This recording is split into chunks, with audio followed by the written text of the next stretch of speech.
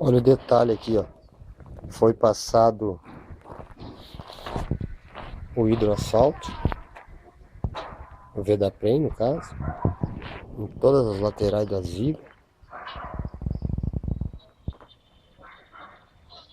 Tijolo deitado. Aqui.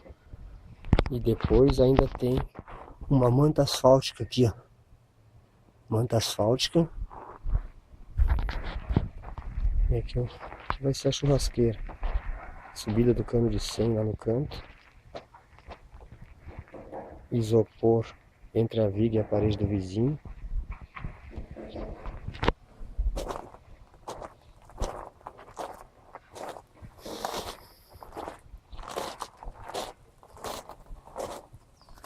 Escada onde está a coluna.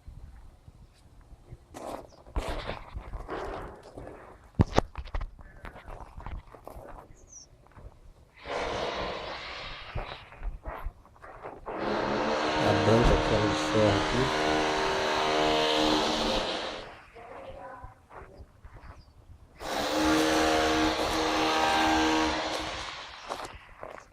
Aqui tá subindo outro cano aqui, ó.